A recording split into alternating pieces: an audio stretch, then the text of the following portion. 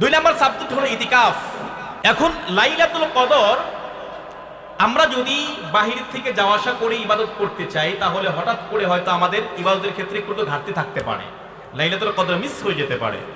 আর লাইলাতুল কদর যেন কোনোভাবে মিস না হয়ে যায়, সেই জন্য বিশ্বনবী সাল্লাল্লাহু আলাইহি ওয়াসাল্লাম মৃত্যুর আগ পর্যন্ত তিনি কি করেছেন? ইতিকাফ করেছেন, নিজেকে আবদ্ধ করে ফেলা।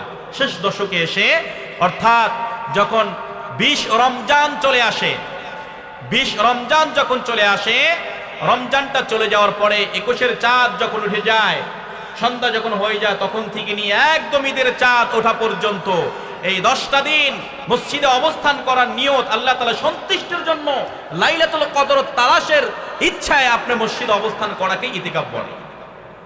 আমি যদি এভাবে করতে পারি, আশা করা যায় লাইলাতুল কদর মিস হবে না, কারণ এর ভিতরে লাইলাতুল কদর আছে।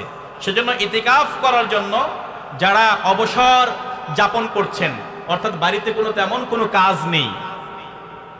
কোনো কাজ নেই, তাদের উচিত হলো কি, আপনি অবসর সময়টা অহেতুক আপনি নষ্ট না করে আপনি 10টা দিন আল্লাহর জন্য, লাইলাতুল কদরের জন্য তালাশ করার জন্য আপনি মসজিদে ইতিকাফ করে ফেলুন, অহেতুক বসে না থেকে। কিন্তু আমরা তো মসজিদে ঢুকতেই চাই না, এখন ঢুকলেও দেখা যায় যে অস্থির হয়ে যায় বের হওয়ার জন্য। আর 10 দিন থাকবো, কষ্টকর বিষয়। আসলেই এই 10টা দিন খুব একটা বেশি দিন নয়, অল্প কয়েকটা দিন, শেষ হয়ে যাবে, থাকবে না। তবে ভাগ্যে যদি কদর নসিব হয়ে যায়, তাহলে 84 বছরের ইবাদত আল্লাহ আপনার আমল নামে লিখে দেবেন। সুবহানাল্লাহ। সেজন্য ইতিকাফ করবেন। গত সপ্তাহে আমরা এই মসজিদ নিয়ে একটি ঘোষণা দিয়েছিলাম, মসজিদের যারা শুভাকাঙ্ক্ষী আছে, মসজিদ যারা ভালোবাসে, তাদের পক্ষ থেকেই যারা ইতিকাফ করবে তাদের খাবারের ব্যবস্থা করা হবে।